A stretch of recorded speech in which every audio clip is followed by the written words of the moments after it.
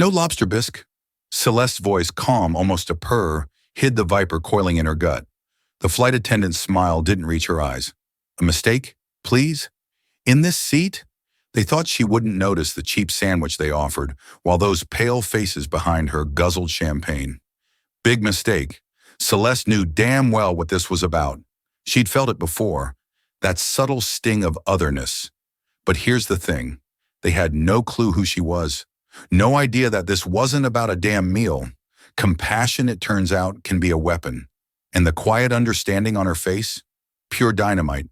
They have no idea how her quiet kindness will change everything. In that moment, Celeste knew it wasn't a mistake. It was deliberate.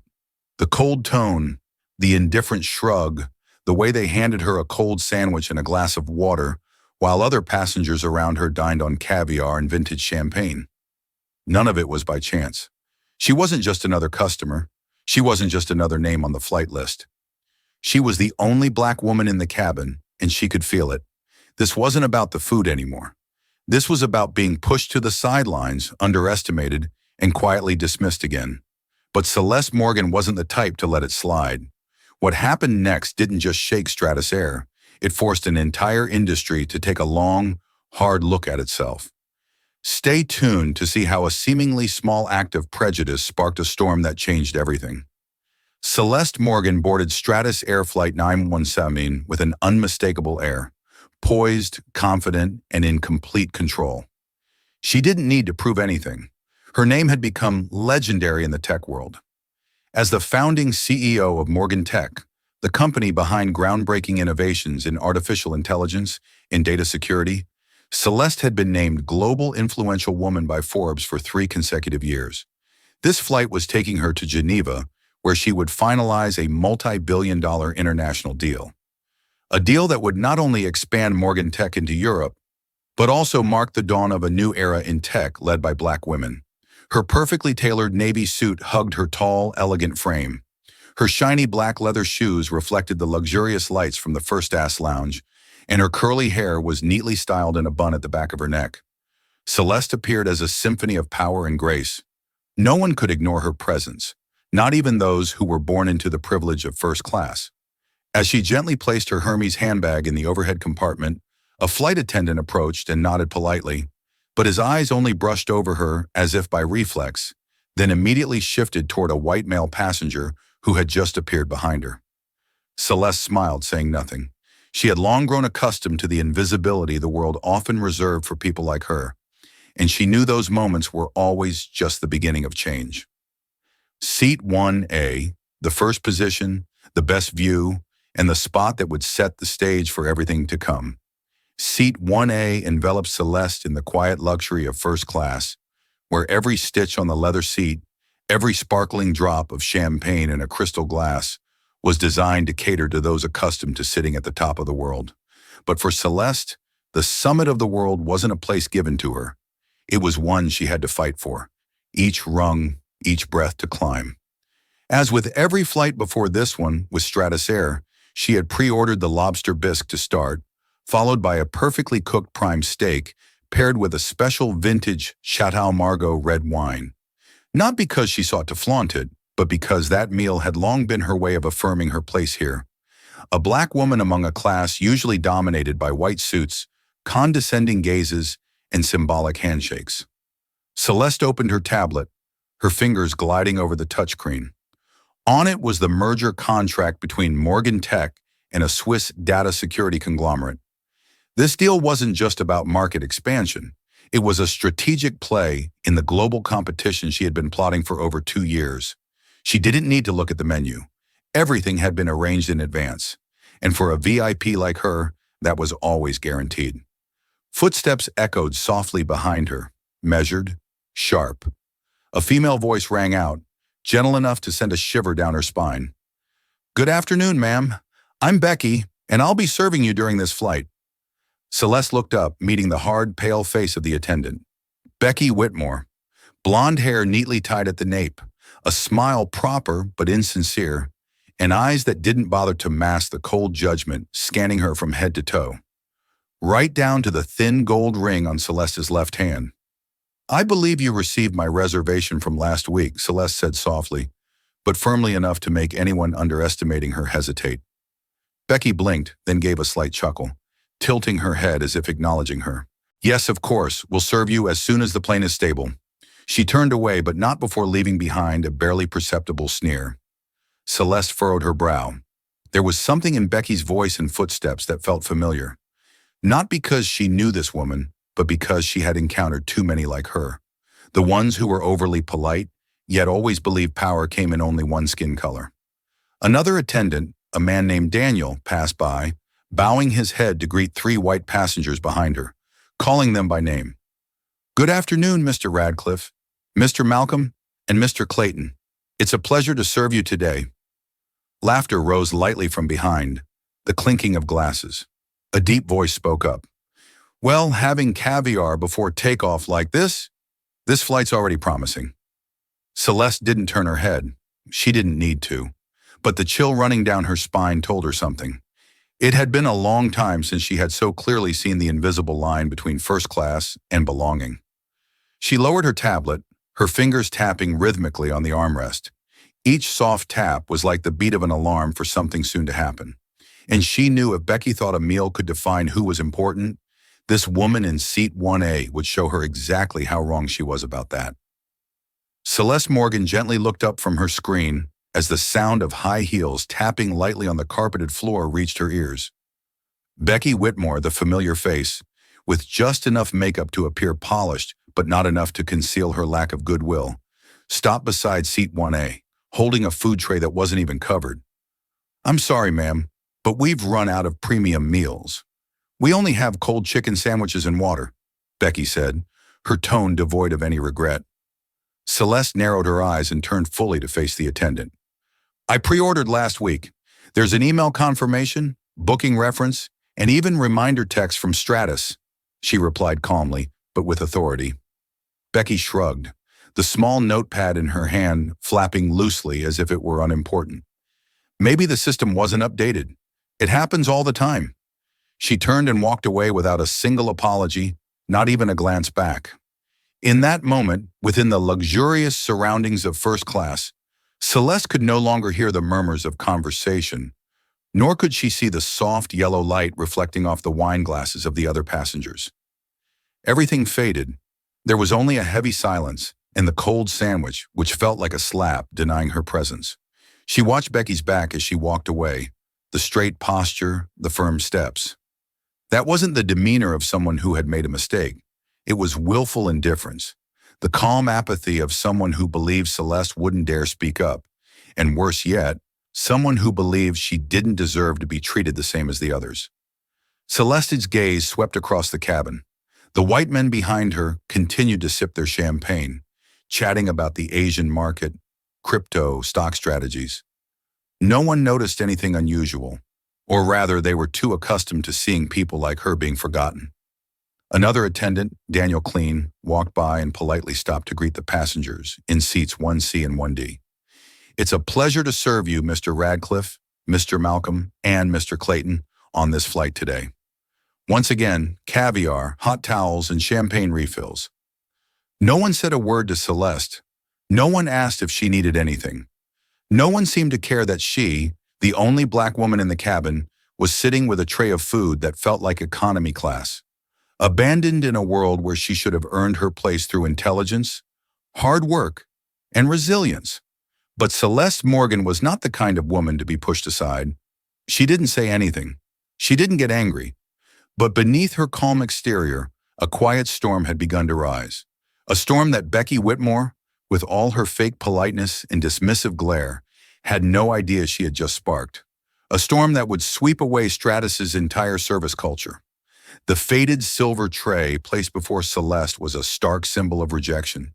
The cold chicken sandwich nestled between 2 thin slices of bread, wilted lettuce, a cheap napkin, and a half-filled glass of water. No silver cutlery, no cloth-lined tray, no indication that this was a meal for a first-class passenger. Worse still, it wasn't meant for a female CEO invited to speak at the European Economic Forum. Celeste sat up straight, her hands clasped together on her knees. She didn't touch the tray, not out of pride, but because she needed to fully absorb the insult. She didn't avoid it. She didn't forget it. She needed to remember every detail, every moment, every look from Becky, every chuckle from the rows behind her, and the silence of the bystanders. 6 white men, 6 custom-tailored suits, 6 glasses of champagne raised in unison under the soft light of the cabin. And not one of them, not a single glance was directed at Celeste. No one asked why the only black woman in the cabin was holding a tray of food as if she had stepped into a world not meant for her. But she knew.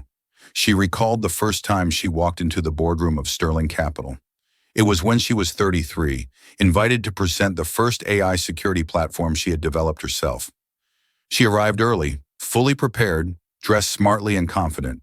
But when she entered, a white man in the boardroom didn't look her in the eye. Instead, he spoke to the secretary. "Could you bring me a coffee?" Celeste wasn't angry. She simply smiled and replied, "I'll bring it if you agree to let me present the $15 million security plan right afterward." The room fell silent, and from that moment, she was never mistaken for anyone else but herself. But not everyone learns that lesson.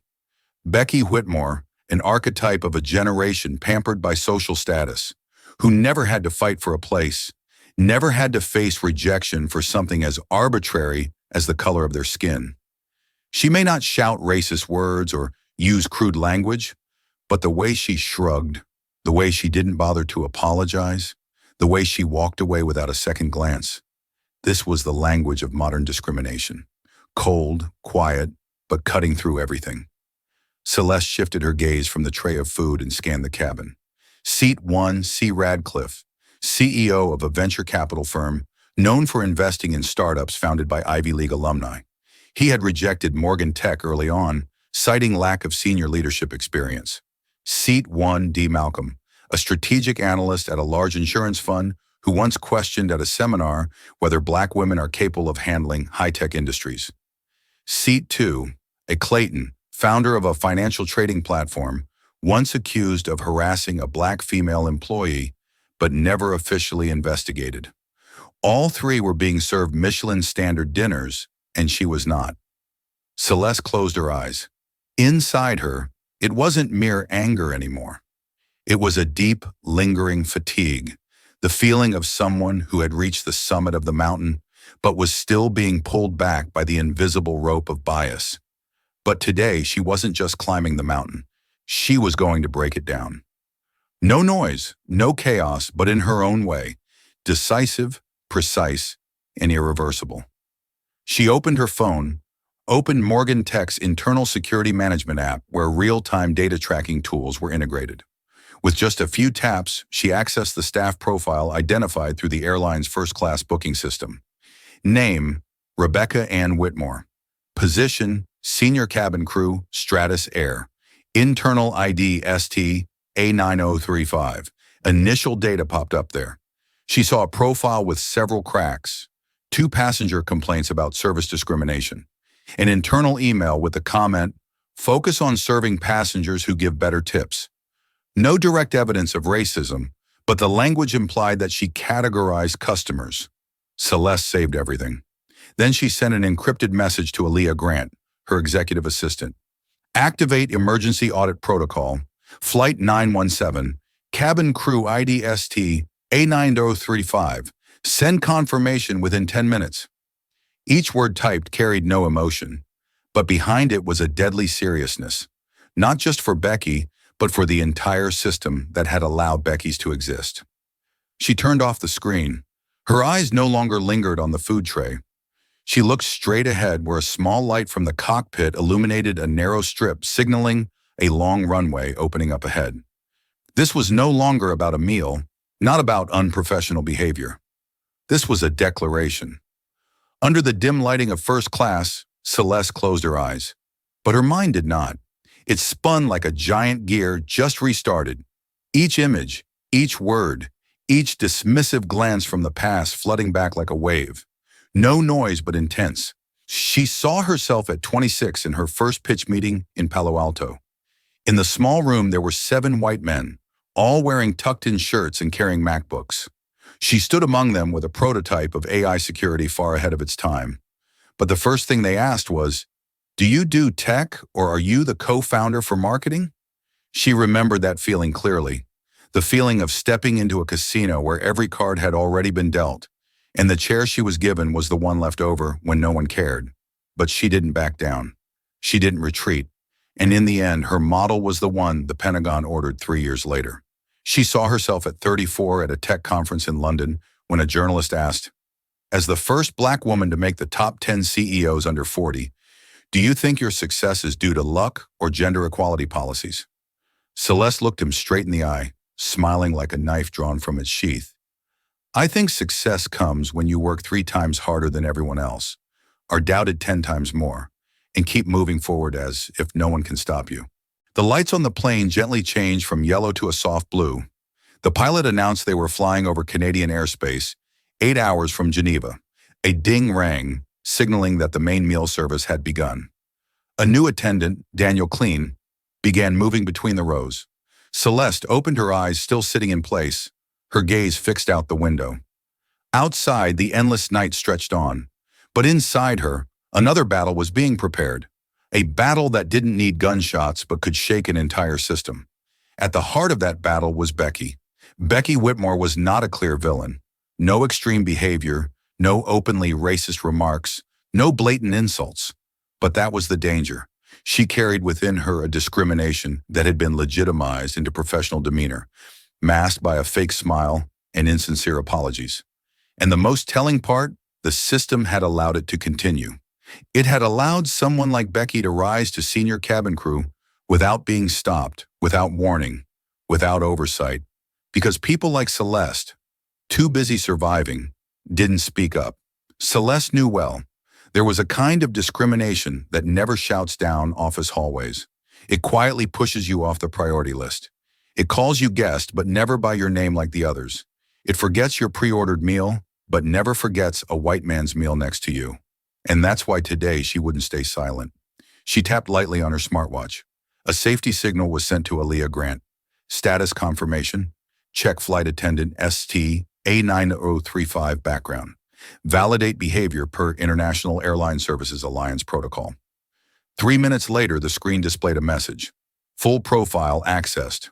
2 customer complaints within 12 months. 1 internal transfer for unprofessional behavior. No formal disciplinary action taken. Celeste nodded slightly. Once again, the system chose silence. But this time she was going to make the system speak the truth. When Daniel Klein approached the row of seats, she signaled for him to stop with a subtle hand gesture.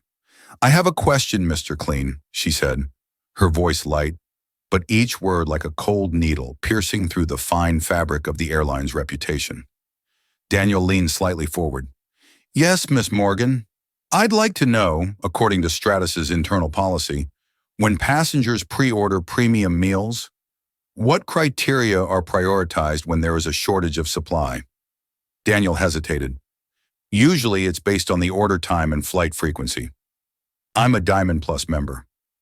"Ordered my meal 7 days ago and received confirmation from the system," she said, her eyes never leaving him. "I understand." Daniel awkwardly looked around, avoiding Celeste's gaze. It could be a system issue or temporary priority from the crew." Celeste said nothing more. She smiled politely, then turned her face away. She had enough. And now in the softly lit first-class cabin, while others thought this was just a regular flight, Celeste Morgan was rewriting history, not with a speech, not with a camera, but with evidence, action, and a resolve that no one could break.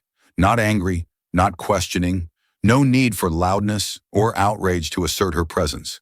Celeste Morgan had long learned that true power didn't lie in volume, but in action. Actions that were timely, precise, and irreversible. She opened her phone, her finger lightly swiping across the touchscreen as if sending a simple message to a friend. But what she typed, short and decisive, was an order that would kick off an internal investigation capable of shaking the entire system. Activate internal audit procedure. Flight 917, crew records required. Confirm. Just 6 lines. 6 lines that could end anyone's career. 6 lines that would force Stratus's board of directors to sit down, not to discuss service or marketing, but to confront the truth they had avoided for years. Aaliyah Grant, Celeste's senior executive assistant, was trained not only to manage tasks, but also to handle crisis truly at the corporate security level. And when she received this message, Aaliyah didn't ask, "What happened?" or "Are you okay?" She responded in the true Morgan Tech style, "Received. Data retrieval in progress." Celeste tucked her phone into her jacket pocket. No words, no expression. Meanwhile, across the ocean, an entire chain of servers had been awakened. Passenger data, service logs, Stratus Air employee records were being accessed, filtered, and verified against the standards of one of the highest level security systems globally. In the first-class cabin, no one knew what was happening. The laughter continued behind her. Radcliffe and Malcolm were debating European digital currency, while Clayton was on his third glass of champagne. Becky Whitmore was still circulating between the rows with her professional fake smile, continuously asking the gentlemen if they needed more hot towels. But she never looked back at Celeste because in her mind, Celeste had already been classified unimportant. Celeste remained still, but her ears caught every detail. She noticed the way Becky smiled brightly when asking Mr. Malcolm, "Would you like to try the company's chocolate mousse?" The way she bent lower than usual when pouring wine for Mr. Radcliffe. The way she gently touched Mr. Clayton's hand when offering a toast. It was all selective, and it all pointed toward a certain type of customer, not her. 12 minutes after the first message, Celeste's watch vibrated lightly. An encrypted message was sent, accompanied by a large PDF file and 2 internal links. She opened the file, her eyes scanning the first line. Flight Attendant Behavior Record, Rebecca Ann Whitmore, IDST 9035. Beneath it, quiet but sharp notes. May 2023, VIP passenger complaint about being served the wrong meal 3 times consecutively. Signs of favoritism toward guests of the same class. August 2023, internal report on unprofessional comments in the crew break room. November 2023, crew operations requested temporary suspension due to behavioral factors affecting service reputation. All incidents ended with one brief note. No formal disciplinary action taken. Celeste clenched her right fist, but her face remained calm. Not a hint of anger showed on her lips or eyes, just a cold confirmation she was right and they were wrong. And worse still, they had let it continue.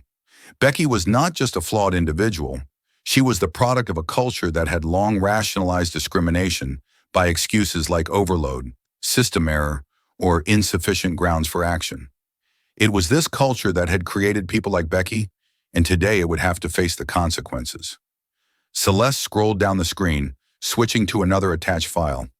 This was a list of all crew members on Flight 917. She marked 3 names with high-frequency complaints, including Becky. Then she extracted a section of Stratus's internal policy. Any discriminatory or biased behavior in service, even without direct verbal evidence, if corroborated by repeated actions, will be dealt with according to industry ethical standards. She smiled not because of triumph, but because she knew today her silence was no longer weakness. It was power. She pressed the send button to send the summary report with an investigation request to the CEO of Stratus Air, while CCing 3 legal advisors she had previously worked with on discrimination lawsuits. No calls needed, no press conferences, no social media, just one line. Request internal investigation into Flight 917 crew. Urgent. Then she folded her phone, closed her eyes, and leaned her head back against the soft leather seat. The sky outside remained calm, but under those clouds a storm was forming, and Celeste Morgan was the eye of the storm. As Celeste Morgan rested her head against the soft leather seat of 1A, her eyes half closed under the gentle cabin lights halfway around the world. Another woman was shaking the foundation of the home front with a data processing speed that would make any cybersecurity expert take notice. Aaliyah Grant, 29 years old, Celeste's senior executive assistant, sat in her office on the 42nd floor of Morgan Tech Tower in Manhattan.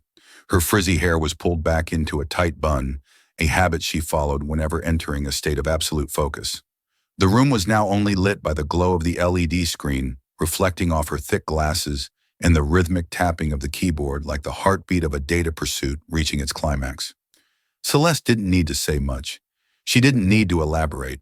Just a text with the right keywords was enough for Aya to understand the gravity of the situation, because between them trust wasn't in the quantity of words, it was in the accuracy of each action.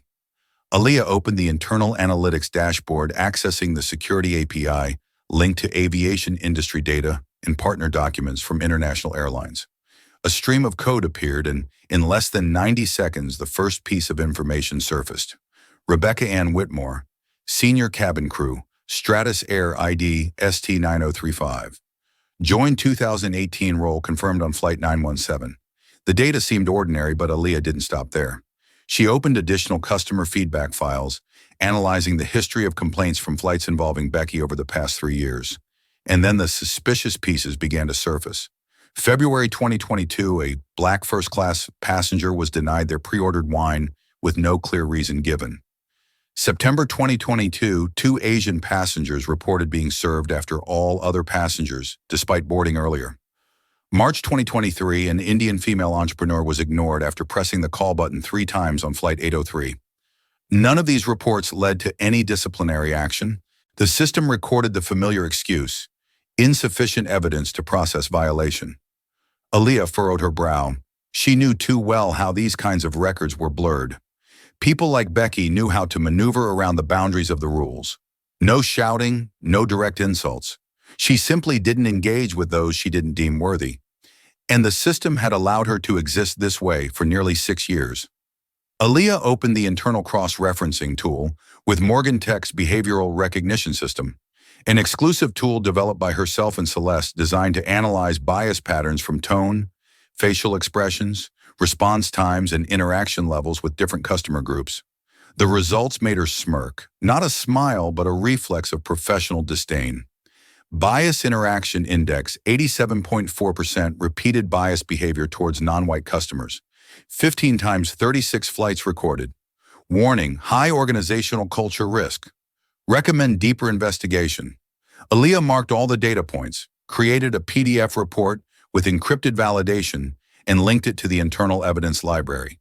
She sent the report to the command-level review inbox, the channel reserved for serious cases affecting strategic partners or brand reputation. She attached a note: Systemic Discriminatory Behavior Flight 917 crew, sent per Celeste Morgan's request, activate organizational culture investigation. At the same time, Aaliyah sent copies to 3 senior executives at Stratus Air, including CEO Charles Edmonds, a former ally of Morgan Tech in technology collaborations. She knew Edmonds wouldn't ignore anything from Celeste, not only because of respect, but because he understood. When Celeste Morgan decided to take action, it wasn't for retaliation. It was because the system needed to change. Less than 5 minutes later, Aaliyah's screen lit up with a confirmation notification. Investigation order has been issued. HR and legal team will be at the destination to conduct immediate evaluation. Thank you for bringing this to light. Aaliyah exhaled, pushing her chair back and resting her hands behind her head. She didn't feel relief. She knew this was just the beginning. Throughout her career by Celeste's side, she had seen her CEO defeat giant banks, ruthless investment firms, and slippery politicians. But she had never seen Celeste send an audit now signal without a very justifiable reason. The clock struck 2:00 a.m. in New York. On board Flight 917 in Seat 1A, Celeste was still awake, but Becky Whitmore was still smiling in Seat 2C, unaware that from this moment on, everything around her was beginning to collapse. Celeste nodded slightly, her gaze as cold as steel, but her voice remained the calm tone of a leader who was all too familiar with confronting decaying systems. There was no need to make a scene in midair. She knew everything necessary had already been sent. Now every word she spoke was just to reaffirm there was no escape for the other side. She pressed the call button. A soft ting rang out, so quiet that no one noticed, but enough for a middle-aged attendant with a lean frame and neatly combed salt and pepper hair to approach. Daniel Clean, according to the name tag on his chest, his steps hesitated slightly as he neared Seat 1A. His eyes briefly wary, as if his instincts had warned him that this woman was unlike the usual passengers. "I'd like to ask again about the pre-ordered meal," Celeste said, her voice low and steady, but carrying the pressure of someone who wouldn't accept an easy answer. Daniel stood straight, his hand lightly resting on the serving tray. "Yes, ma'am." Celeste cut him off, not raising her voice, but it was sharp like a slice. I heard Miss Whitmore talk about prioritizing passengers. What did she mean by that? Daniel was speechless. His eyes scanned around as though searching for an escape from what seemed like an innocuous question, but he understood. This wasn't a question about the meal. This was a language trap, a statement that would be remembered and could potentially be used before an investigative panel. I think that was a communication misunderstanding, he stammered. We don't have a policy of discrimination. We just take into account some factors like order timing and food availability. Celeste tilted her head, her eyes as sharp as a razor. I'm a Diamond Plus member. Ordered my meal 7 days ago with email confirmation and a booking reference. In this cabin, I'm the only one not served a premium meal, yet Ms. Whitmore talks about prioritizing guests. If it's not discrimination, then what is it? Daniel went silent. A bead of sweat formed on his temple, even though the cabin was cool. He wasn't foolish enough to outright deny it, but he wasn't brave enough to face it head-on. Celeste smiled, an apple-slicing grin, sharp and deliberate. No need to answer. I understand now. He lowered his head slightly and turned to walk away, his steps quicker than usual, like a fox escaping the spotlight of an interrogation. But he didn't know. Celeste didn't need his answer to use as evidence. She already had everything she needed. She opened her smartwatch again, glancing over the update from Aaliyah. Investigation order approved by Stratus CEO. HR and legal team will be at Geneva upon landing. Command code Redline 917. Redline 917, an internal code for incidents that could harm brand reputation at the strategic level. By protocol, this meant the entire crew would be monitored as soon as they left the cabin. All cabin recordings for the flight would be stored and reviewed. An emergency meeting would be held immediately upon landing with HR, legal, and regional managers. Individuals involved would be temporarily suspended from service within 24 hours. And Celeste knew after she hit send on the first report, everything was set in motion like a domino chain that no one could stop.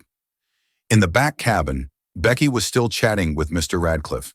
Each step she took between the rows was an unconscious act of providing more evidence for customer discrimination. She didn't know that her behavior, interactions, and even tone of voice were being recorded by the AI system from the cabin cameras, which Morgan Tech had temporary access to from its partner to protect the interests of VIP passengers. Celeste exhaled lightly but not softly. This was why she hadn't confronted Becky when she was humiliated. She didn't need a confrontation. She needed the collapse. On her tablet, she opened her own profile in the Stratus Air Partner system. Everything checked out. Diamond Plus member for 10 consecutive years. Average of 12 first-class flights per year. One of 50 VIP customers invited to provide the service feedback last year. She marked everything. A complete, logical, airtight set. No emotions, no gaps. Celeste wasn't acting out of personal pride. She knew if she didn't respond, Becky would continue to exist. And people like her, Black women, founders, entrepreneurs, would always be the ones who are forgotten. She couldn't allow that to happen again. Not when she was sitting in seat 1A, a seat she had earned through youth, through years of rejection, being sidelined, and finally winning it back with her talent and unwavering resolve. The plane gently shook as the pilot announced they were preparing to descend. Becky passed by again. Her eyes slid over Celeste, still indifferent. Still the way she looked through others without stopping. Still the silent contempt that Celeste had become all too familiar with throughout her career. But this time that silence would be forced to speak. As the plane touched down, the screeching sound of the tires against the runway resonated through the cabin like a silent signal. Everything from this moment on would be different. Celeste Morgan opened her eyes as she felt the plane descending, her head tilting slightly as if measuring the movement of the air. But in reality, she was listening. Listening for the small sounds that only those who had survived billion-dollar negotiations could discern. The squeal of the wheels, the soft sigh of relief from the passengers, the hurried footsteps of the crew. She didn't rush to unbuckle her seatbelt. Her smartwatch had vibrated twice in less than a minute, notifying her that every link in the chain was ready. Aaliyah had completed sending the full behavioral analysis report, including cabin video footage showing Becky's selective favoritism, the service time discrepancies between passengers, and images from passengers who had secretly recorded Becky refusing Celeste's meal order. The final message had been sent no more than 3 minutes before the plane touched down. It contained just one line: transfer file to Service Ethics Board, execute at urgent level. Code Geneva 1A. When the plane taxied down the runway and came to a stop, Celeste gently unbuckled her seatbelt. No rush, no expression. She stood up, adjusted the hem of her blazer, and placed her leather bag neatly over her left shoulder. She stepped into the aisle, her steps firm but unhurried. Behind her, the passengers were still rummaging through their luggage, chatting and waiting. At the plane door, 2 people in dark suits were waiting. One was Brandon Ellis, the regional CEO for Europe at Stratazair. The other was a petite woman with sharp eyes wearing a name tag that read Legal Affairs Geneva Division. Both bowed their heads as Celeste stepped out of the cabin. "Welcome, Miss Morgan. We sincerely apologize for Celeste didn't stop walking."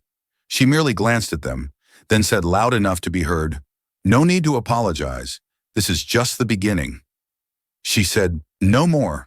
No handshake, no looking back." But right behind her, both Brandon and the legal representatives straightened up, their expressions changing. They had read the report. They knew exactly what awaited them behind that business class welcome door. And they knew this mistake by the airline was not just a service incident, it was a cultural flaw, and now they were paying the price. At the same time, the cabin crew began to exit the plane via the rear exit as usual.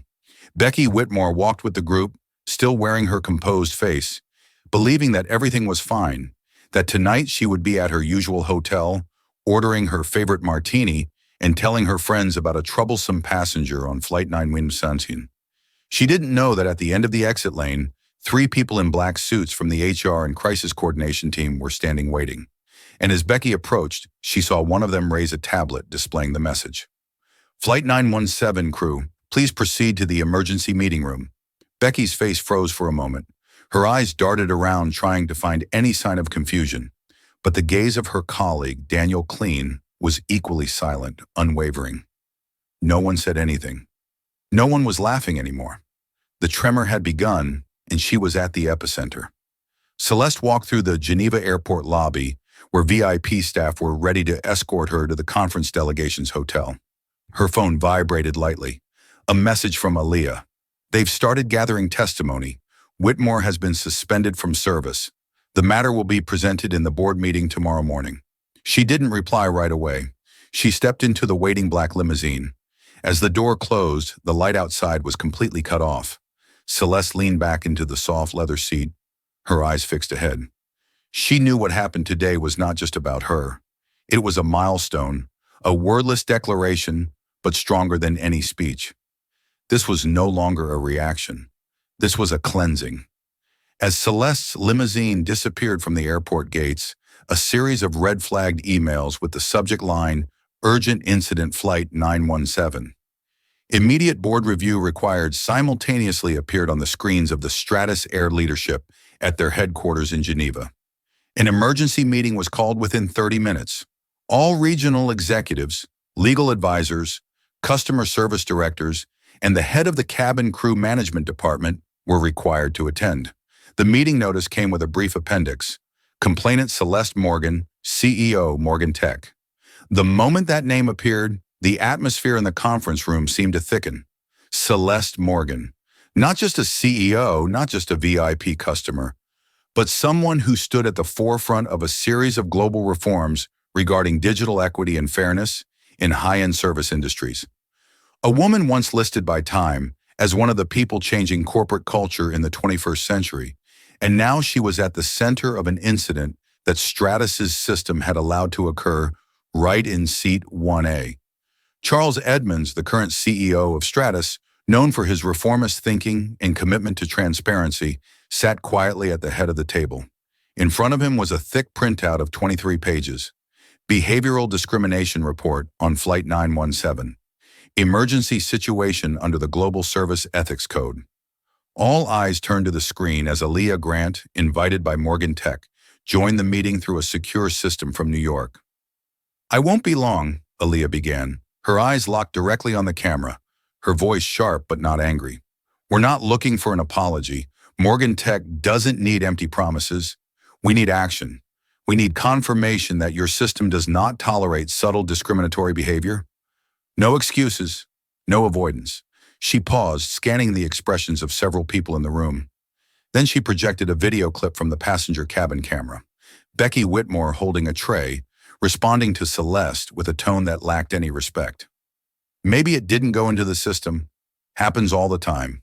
Next came a table comparing service times between first-class passengers. White passengers. Average response time, 42 seconds. Celeste Morgan, 6 minutes 11 seconds. Meal rejected without reason. A seasoned service advisor furrowed his brow and turned to Edmonds. We can't cover this up. We won't, Edmonds replied firmly. Not because he was pressured by Celeste's name, but because he realized this was no longer a personal issue. The service system that Stratus had once prided itself on, service for the elite, was now exposed in an entirely different light, a service structure where elite was defined not by achievements, but by race, gender, and outdated societal norms. And the woman sitting in seat 1A was the one who had drawn the line on that mistake. As Aaliyah ended her call, Edmund stood up, tapping his hand on the table once.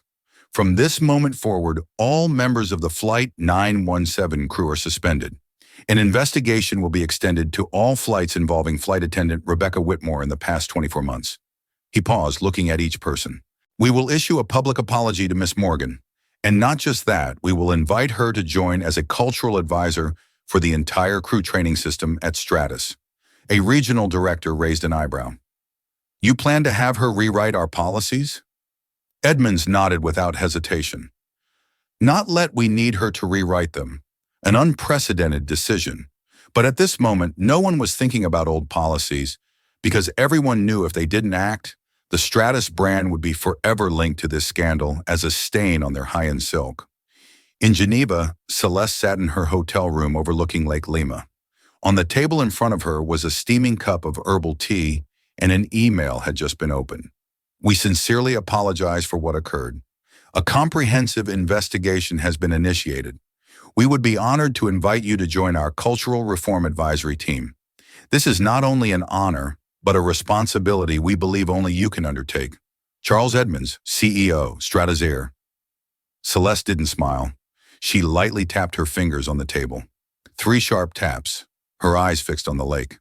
Quietly enough to understand that the earthquake she started from a cold sandwich tray had now caused an entire industry to take a hard look at itself. The cabin crew of Flight 917 stepped off the plane with their usual demeanor, relaxed, relieved after a long journey. Becky Whitmore led the group as usual, her high heels tapping lightly against the terminal floor, her blonde hair still neatly tied up, and a smile on her face that looked more like a mask worn too long to distinguish the real from the fake. For Becky, the flight had been nothing special, a minor issue with a difficult passenger, just like the dozens of times before. In her mind, Celeste Morgan was simply an overly sensitive businesswoman who overreacted because she didn't get her seafood soup or steak. Making a fuss over a sandwich tray. What a drag, Becky thought to herself. But as they passed through the door leading to the crew exit, no one in the group was smiling anymore. It wasn't a red carpet waiting for them. It was a line of people standing in wait. 3 men in black suits from the Internal Security Department, 2 senior HR personnel in Stratus Air uniforms, but with red name tags signifying they were from the Emergency Internal Investigation Team. A lawyer holding an iPad with the company logo and a thick confidential file stamped with confidential ethics review. No one in the crew said a word. The solemn atmosphere, the bright white light shining down onto the marble floor, made it feel more like standing in a courtroom than an airport hallway. The woman standing in the center of the group, Karen Dufresne, head of global service culture at Stratus, stepped forward, her voice not loud, but as sharp as a freshly honed blade. Please, the Flight 917 crew, proceed to Emergency Interview Room 2. This is a mandatory meeting in accordance with Article 6.3 of the Global Service Ethics Code. A male flight attendant behind Becky glanced at her, his eyes confused. But Becky stood still. She opened her mouth, probably to ask, "What's going on?" But Karen's gaze made her swallow her words. The list was ready. The files were locked. They were no longer flight attendants finishing their shifts. They were individuals being investigated for serious violations of professional ethics. They were led down a narrow hallway with 6 separate rooms. Each person had a room to themselves. No phones were allowed, no assistants present. Each room had a camera recording, a senior staff member, and a lawyer observing. Becky sat in the chair, her back straight, trying to stay calm, but inside she could feel the turmoil beginning. The woman sitting opposite her opened a file, her eyes never leaving the lines. Ms. Whitmore, we will ask you a few questions based on your service data for Flight 917, as well as prior flights in the past 24 months. This interview is being recorded and may be used as evidence in internal disciplinary procedures, including immediate dismissal if any violations are substantiated. Becky swallowed hard. Her lips felt dry. The investigator opened the tablet, a video played. It was the moment she had told Celeste Morgan. Maybe it didn't go into the system. Happens all the time. Celeste's gaze in the video wasn't angry. It was unnervingly calm. Do you remember this situation? Yeah, can you explain why 5 other passengers received their pre-ordered meals, but the guest in 1A did not? I think maybe the system malfunctioned. We've checked. The system confirmed the order from 7 days ago, and internal confirmation at boarding. Would you like to add anything? Becky could no longer respond. Her eyes began to panic. She was facing something she never thought would happen to her. The real consequences. Every time she denied a meal, every shrug, every unkind word had been recorded, not on paper, but through behavior, through eyes, through cameras, through the countless invisible gazes that had grown tired of enduring. And this time, the person in 1A wasn't silent like the others before. At Stratus Geneva headquarters, Charles Edmonds sat alone in meeting room 1. On the table in front of him were 3 reports just submitted from the preliminary investigation team. Each had a brief title: Rebecca Whitmore, Proposal for Indefinite Suspension; Systemic Bias, Proposal for Comprehensive Training Reform; Official Proposal, Appoint Celeste Morgan as Independent Advisor for Diversity and a Service Culture. ... Edmonds didn't need to read them again. He knew an era at Stratus had come to an end. Not because the media uncovered it, not because customers were outraged, but because a woman stepped off from seat 1A with the calm of someone who understands that justice doesn't need to shout to be heard. That very afternoon, an internal memo was sent to all Stratus employees across international branches. The subject line was bolded and tagged, "Urgency, priority response required. Immediate suspension of employee Becky Whitmore, initiating comprehensive training system reform." The document was personally signed by CEO Charles Edmonds, accompanied by a rare direct statement from a luxury airline. "We acknowledge that certain subtle discriminatory behaviors have been overlooked within our internal system. This is the moment Stratus Air must take responsibility and, more importantly, change." At the HR office in Geneva, Becky Whitmore sat with her head down, still clutching her personal report. Her face was pale, not because of the suspension, but because she was realizing that everything she had once thought of as the norm had now become evidence. And worse, everything had already been documented. Emails that had previously seemed like casual office banter were now being analyzed in depth by the language monitoring system. Those black passengers act like they're CEOs. People of color often need attention. I deal with them lightly just to get it over with. Met a Michelle Obama wannabe today. Bread and water is enough. In the past, these lines had passed through the inbox like any other hallway gossip. But now, from a legal and organizational culture standpoint, they had become irrefutable evidence of a covert system of discrimination, a system that didn't use loud words, but the shrug of a shoulder and a glance of disrespect. It wasn't just Becky. 2 other members of the crew, including Daniel Clean, who had avoided answering Celeste, were also placed under behavioral surveillance. Their previous flights, the silent complaints from minority passengers, the times they forgot to serve or accidentally didn't respond to the call button. All were being revisited. Beyond the confines of the airline, the seismic shock was already spreading. Less than 24 hours after the incident, major news outlets began reporting. The New York Times, "Black CEO discriminated against on plane. Power is no longer silent." The Guardian, "One denied meal, and the entire luxury service system is exposed." Forbes, Celeste Morgan, from victim to leading the global service culture reform. In a 3-page feature on the Washington Post's social equality section, the video clip of Celeste speaking just one line in the cabin was shared millions of times. I understand now. It wasn't an accusation. It wasn't a retaliatory blow. It was a statement that she had seen it all, and she wouldn't let it happen again. Shortly after, a social media campaign called Nationalgermer's Seat 1A began to spread. Thousands of people shared their stories. Times they had been pushed aside, ignored, treated as invisible because of their skin color, gender, or background. And at the end of each post, there was one line: "Because I don't sit in Seat 1A, but I deserve respect." Stratus's New York office received over 9,000 emails requesting cultural reform. The London External Relations Department received documents from 3 major investors demanding an internal seminar on diversity, and CEO Edmunds received a call from the U.S. Secretary of Transportation requesting an official report on the state of corporate culture in the luxury airline industry. Celeste didn't need to appear at any press conferences. She didn't need to fight for the right to speak. Her actions had become the voice. At her hotel by Lake Geneva, Celeste sat alone in a small conference room, not with the press, but with 3 young women of color. She listened to them, those who worked in service, who had been overlooked, who had been deemed out of place, who once thought they couldn't stand up. "We want to learn how to speak up like you," one of them said. Celeste shook her head, her expression stern. "I don't speak up with words.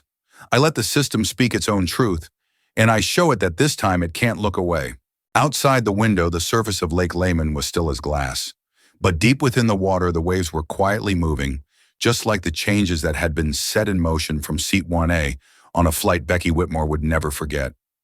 Celeste had never needed to shout, never lost control, never bent down to beg anyone to listen to her, because she understood true power doesn't need noise. It just needs to be timely. And this time, the right moment was a cold sandwich, a cold gaze, and a meal being denied. Not because of lack, but because the person sitting in Seat 1A didn't fit the definition of worthy in the eyes of the server. She hadn't slapped, hadn't questioned, hadn't stood up in the first-class cabin to make a scene like so many people had advised her in workshops on how to protest. She simply nodded and said, "I understand now." And it was that calm that unraveled the true face of a system, one where luxury was not designed to serve, but to subtly exclude those deemed not belonging.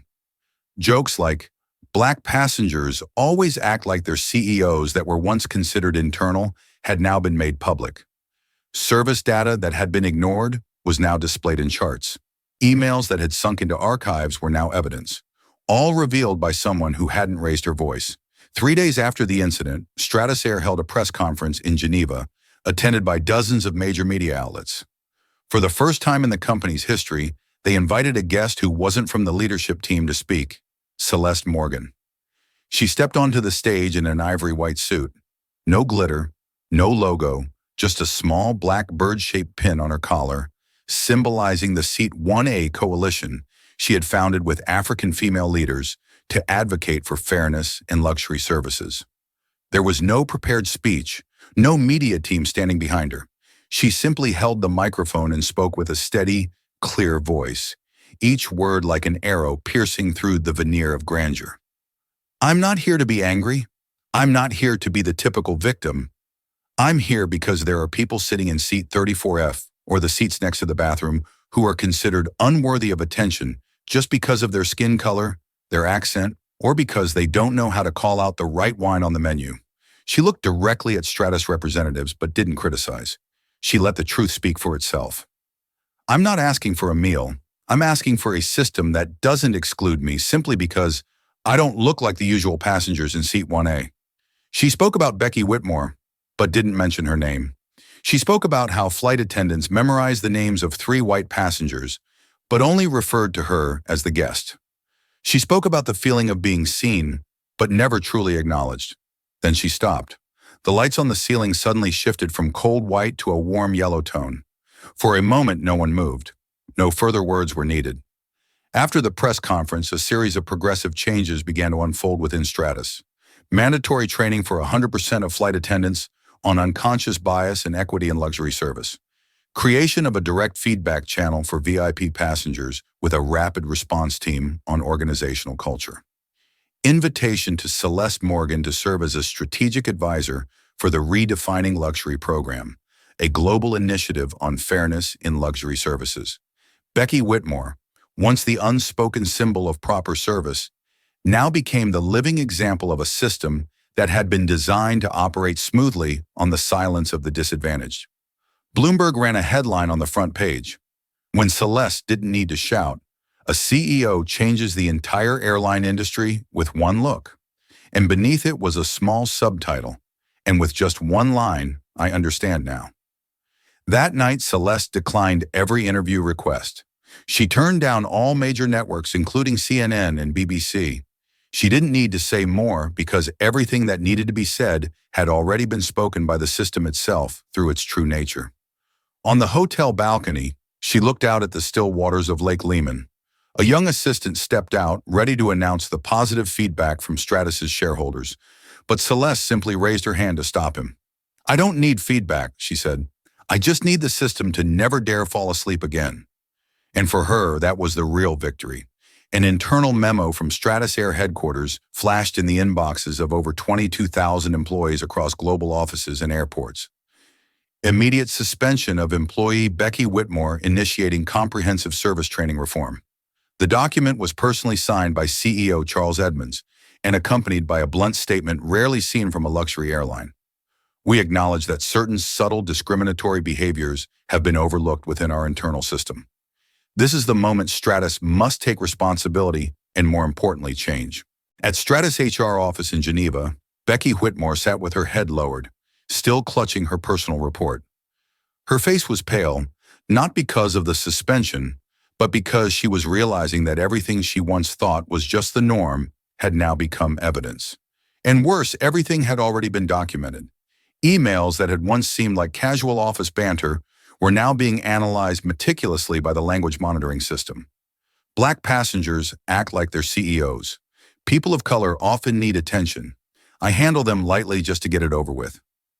Met a Michelle Obama wannabe today. Bread and water's enough. Previously, these lines had passed through the inbox like any other hallway gossip. But now, from a legal and organizational culture perspective, they had become irrefutable evidence of covert discrimination. A system where discrimination wasn't yelled out, but done with a shrug and a lack of respect. It wasn't just Becky. Two other members of the crew, including Daniel Clean, who had avoided answering Celeste, were also placed under behavioral surveillance. Their previous flights, the quiet complaints from minority passengers, the times they forgot to serve or accidentally didn't respond to call buttons, all were being revisited. Beyond the airline's internal walls, the seismic shock had already reached further.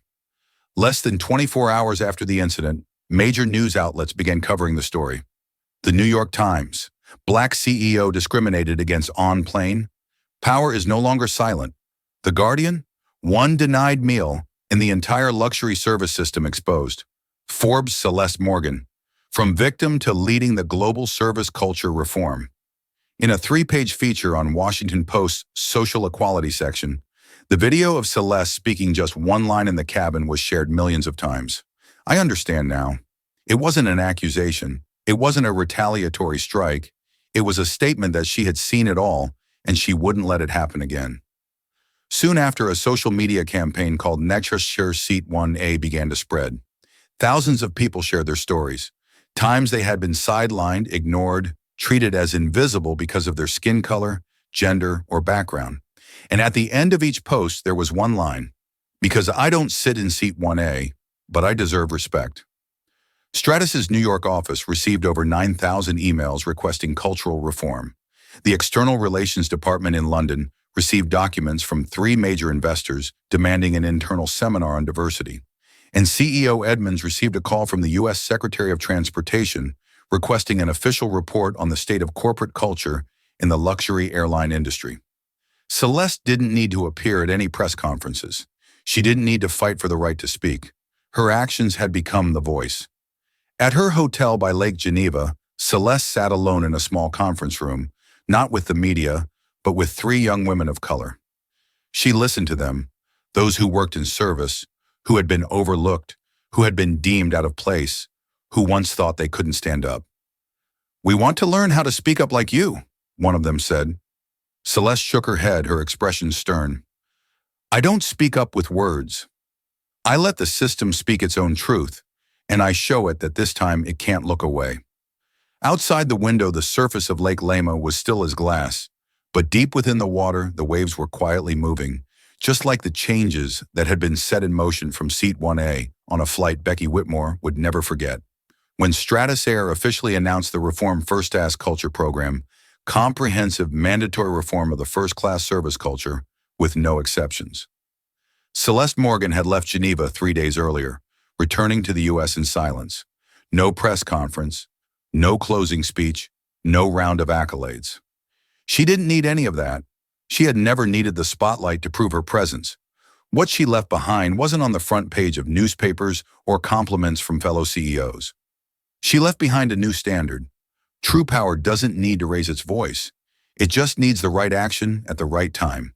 A seemingly small action, pressing the call button, asking about the denied meal, sending a message to her assistant, had forced an entire system to bow its head and correct itself.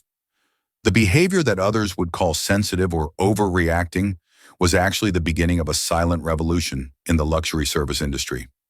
And from that day on, when a black passenger, whether a business person, artist, activist, or a single mother flying first class for the first time, boards a plane, they would no longer be seen as a stranger in a world designed not for them, because no one would know who was sitting in Seat 1A. It could be a CEO, an investor, a global tech platform founder, or perhaps simply someone with enough strength not to bow down to discrimination, even when it's hidden beneath a pristine white towel and a standard service smile. At the Morgan Tech office on a weekend afternoon, Celeste sat handwriting a letter, something rare in the age of digital communication. She used blue ink, crisp white paper, and handwriting as neat as the strategic thinking that made her famous. The letter wasn't addressed to Stratus's CEO. It wasn't for the board of directors, not for the media. It was for a 16-year-old girl in Florida who had written to her after reading the Forbes article saying she had been told by her career counselor, "Someone like you should probably stick to the service industry. High tech is beyond you." In the letter, Celeste wrote, "People will think you don't deserve positions they've never seen someone like you in. Don't be angry about that. Just remember, you don't need to make a scene to prove yourself. You just need to show up at the right time and never walk away." And at the end, she wrote the last line. "P.S. Don't forget you have the right to sit in Seat 1A. If they say no, ask them who this system is designed for." Months later, at an international conference on fairness in service industries, a video clip was shown as an introduction. The image of Celeste sitting in first class in front of a cold sandwich tray. No dialogue, just soft background music. The clip was recreated from the passenger camera's perspective, the very clip that had been shared more than 20 million times with the hashtag #Seat1A. Everyone in the room, from hotel chain managers to airline executives, sat in silence. And they understood the issue was never about the food. It was about the service attitude built on prejudice. It was the absence of resistance in the past. And it was the timely presence of a woman they had once overlooked. Celeste boarded the plane for a new business trip that fall, this time from Atlanta to Cape Town as an honored speaker at the Global Leadership Forum. She didn't request any special privileges, didn't mention her name to the ground staff. But when she entered first class, she noticed something she had never seen before. A small nameplate placed in front of Seat 1A with the simple inscription, "Reserved Seat of Change," and at the bottom, 3 words, "We remember you." Celeste smiled lightly, no words needed. She sat down, fastened her seatbelt. The plane began to taxi. The sky was still blue, but now it was wider because there was room for those who were once seen as not belonging. A denied meal, a cold gaze, an action that seemed small had uncovered an entire system of discrimination hidden behind the polished veneer of luxury. Celeste Morgan didn't shout, didn't demand, didn't seek revenge. She simply and quietly made an empire reflect on itself, and from that moment change forever. Her story is a reminder. We don't need to shout to be heard, just the right action at the right time. So what about you? Have you ever been overlooked in a space where you rightfully deserve respect? Will you choose silence or speak up? Share your thoughts in the comments below. We'd love to hear your story. If this story made you reflect, hit like, share to spread the message, and don't forget to subscribe to the channel to catch the next inspiring journeys. Because sometimes all it takes to change an entire system is someone sitting in the right seat.